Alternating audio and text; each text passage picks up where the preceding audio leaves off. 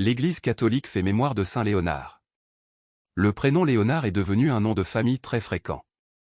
Le culte de Saint Léonard est le cas typique d'un saint authentique et très populaire, spécialement dans le Limousin, au XIe siècle, on en voit apparaître une biographie complète, inventée de toutes pièces. On peut toutefois retenir que Saint Léonard, converti et sans doute baptisé en même temps que le roi Clovis en 496, s'était fait ermite dans la solitude et la prière. Il avait établi son ermitage en un domaine qui lui fut concédé, pour service rendu, par le roi Théodebert. Ce lieu, par suite, avait été nommé Noble Présent, devenu plus tard Noblat, et enfin Saint-Léonard de Noblat, commune de Haute-Vienne. Près du tombeau de Saint-Léonard, se développa un centre important de pèlerinage, sur la route de Saint-Jacques de Compostelle. On fête également Saint-Léonard de Port-Maurice le 26 novembre. Le prénom Léonard signifie en latin lion, Léo. Saint Léonard, priez pour nous. Évangile. Celui d'entre vous qui ne renonce pas à tout ce qui lui appartient ne peut pas être mon disciple. Alléluia. Alléluia. Si l'on vous insulte pour le nom du Christ, heureux êtes-vous. L'Esprit de Dieu repose sur vous. Alléluia. Évangile de Jésus-Christ selon saint Luc.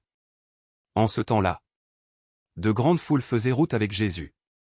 Il se retourna et leur dit: Si quelqu'un vient à moi, sans me préférer à son père, sa mère, sa femme, ses enfants, ses frères et sœurs, et même à sa propre vie, il ne peut pas être mon disciple.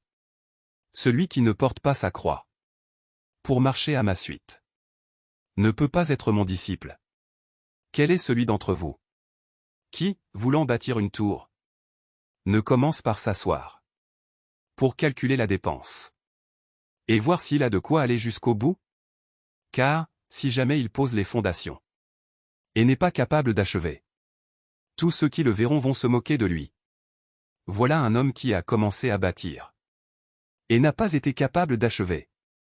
Et quel est le roi qui, partant en guerre contre un autre roi, ne commence par s'asseoir pour voir s'il peut, avec 10 000 hommes, affronter l'autre qui marche contre lui avec 20 000?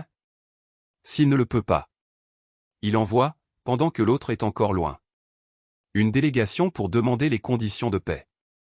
Ainsi donc, celui d'entre vous qui ne renonce pas à tout ce qui lui appartient ne peut pas être mon disciple. Acclamons la parole de Dieu. Louange à toi Seigneur Jésus.